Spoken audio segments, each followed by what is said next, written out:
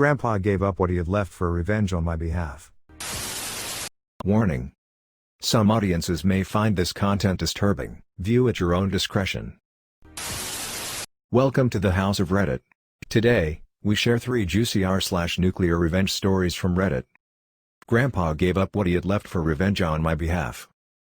I grew up dealing with a lot of mental health issues, as my mother is a drug addict and my father liked to ignore my existence as I'm the result of a one-night stand while he was married, so needless to say, his wife hated me and their children treated me horribly as well. The only good people I had in my life was my grandma and grandpa on my father's side. I loved them and spent a lot of time at my grandpa's business. I'll explain that a bit later. Now at 14 everything went further down the hill. I won't go into details, but my mother almost passed away, and I met a man, let's name him Goat. He looked like one. Long story short, Goat was 25 at the beginning and emotionally, physically and sexually abused me. While I was under the present that I loved him and it was okay. He pushed me away from my grandparents and isolated me for 2 years until a friend helped me get out of it. During this next year Goat stalked me, threatened me and had me absolutely terrified. I was afraid of going to the police as I didn't want to bring harsh light to my grandpa's business, and because I was afraid. I was staying at my friend's house for a while during this time, as my panic attacks and what I know now as PTSD was horrible and I hated to be alone.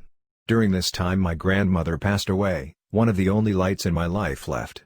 So I became worse. I began drinking and going to parties and trying to forget my life. Right before my 18th birthday Goat made a real-life appearance again. On my way back from a big party he jumped at me, beat me black and blue and almost killed me. I was found and taken to hospital where they began treating me, and as I was underage they asked me to call an adult in my life that they could talk to. I tried to call my father but he didn't pick up. Knowing my mother wasn't going to help I had to call my grandfather. He was at the hospital in lightning speed, and for the first time in my life I watched this man that had built his own empire having a real breakdown. Even at my grandma's funeral he didn't cry. I spent 2 months in the hospital, with police questioning me and my grandpa by my side every day. During this time he met my friend who helped me out of it all at the beginning and became very close to him. My grandfather helped me get on my feet for a whole year, until one day he had a large family gathering and socialized the whole time, taking me with him. That night I will never forget. We went to get ice cream and then he just hugged me for a very long time, holding me tight and reassuring me everything would be okay. The next day my grandpa exacted his revenge. My grandpa was the owner of a well-off law firm that also had private detectives in a smaller office in his building. He apparently tracked down Goat and went about his revenge. My grandpa shot Goat 3 times in the stomach and once in the chest. Goat passed away in the hospital later that day while my grandpa was taken in and soon put in jail for manslaughter, which he pleaded guilty to. I never got the chance to visit my grandpa in jail as he passed away soon after in jail from complications. 1 week after my grandpa's death I got a call from his solicitor.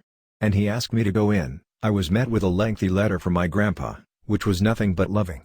He revealed that he had found out he had terminal lung cancer and wouldn't live much longer, but he couldn't happily leave me alone in this world without Goat being gone too. My grandpa left almost everything to me. At 20 I would inherit the law firm and could do as I pleased with it, and I inherited 95% of his savings, his house he lived in with grandma and his other assets. In case anyone's interested, I turned 21 last week. I'm currently working at the law firm. My grandpa's secretary, now CEO, has taken over the important things in the building and makes most of the decisions. I spent half the money I was given in locked saving funds for all of the younger family members to go to college when it's time. I cut all contact off with my father who tried to steal money from me during the death arrangements of Grandpa. My friend mentioned earlier in the story is now my fiancé and we are getting married next summer. I'm still suffering from PTSD and depression, but it's getting better every day. I'm in therapy for my PTSD treatment. I got a tattoo for my grandpa and grandma on my back of 2 lions protecting a cub. I also opened up a safe house for anyone going through abuse of any kind. No matter the race, gender or age, I'm trying to help anyone I can in that situation. Besides for what I've put away for later in life, I'm also thinking of opening up the bakery I always wanted and employing the people that need the job and help the most, but I'm unsure at the moment about that. My grandpa and grandma was a godsend, and to this day I miss them greatly, but I know I couldn't have changed the stubborn old man's minds even if I tried. Molested child took her revenge. When I was much younger, I was molested by a few different people, on different occasions. One almost broke my spirit, but I got my revenge in the end. Being little, and in the 4th grade, there wasn't much I could do physically, but I bided my time. After being held out of school by my grandfather, who told me to put on a dress that was too small and wanted me to sit on his lap. I did neither, but a degree of molestation occurred anyway. I felt dirty, degraded, but most of all I was pissed. I threw myself even farther into my schoolwork and waited, tick, tick, tick. My father, who worked night shifts, was asleep in his room before his shift started. My grandfather and I were in the living room watching television, he in his recliner and I on the couch. He started making noises like a puppy hair hopping on his stomach, forcing the air from his lungs, and vomited into the small trash can next to his chair, then grabbed his chest and looked at me. Confused, I asked if he was okay, and all he could say was, I knew CPR training from the Girl Scouts that he was having a heart attack. I sat on the couch and he held eye contact with him, smiling. I waited, and waited, until he fell unconscious, and it was likely too late for anything to be done before getting my dad, and telling him what was happening in the living room. Dad called 911, and the ambulance came to take the old man away, and I was sent to the neighbor's house, while Dad followed the ambulance in his own vehicle. The old pervert died in the hospital, and I had to play the tearful granddaughter at the funeral. I guess I wasn't a very good Girl Scout after all. She got served what she deserved. Until 3 years ago, I lived at both of my parents', 1 week at my mom's and 1 week at my dad's. 10 years ago, so literally less than a year after the divorce, he was living with his new girlfriend, whom he was not going out with before he left my mom. Yeah, right. Said woman got 2 kids, 2 horrible entitled brats, but I kind of pity them because it's their mom's fault if they're like that. Anyway, back then I was still living with my dad, his entitled narcissist girlfriend, and her spawns of hell. The youngest, who was 8 years then, is even worse than her brother, and she did not get better growing up. When you imagine the cliché high school bully girl, you see her. She was spoiled rotten by her mom and she believes she's entitled with everything. The worst is that she's actually really pretty. Academic-wise she is doing remarkably well, she's popular and she is captain of her school's basketball team. Now, don't get me wrong, I have nothing against achievements or successful people. But I do hate people who have everything in life and feel like they have to rub it in others' faces and make them feel miserable. When this story happened she was just 8 years old, but she was already in pain. What happened is she waited for the parents to be gone for a romantic dinner, leaving me as a babysitter. Back then I was like 13 to 14 and had to watch 3 kids, and needless to say I wasn't paid. Everything was going okay. She and her brother did try to trigger me, but I had figured it's better to just ignore them. My little brother was in the basement playroom, building Legos.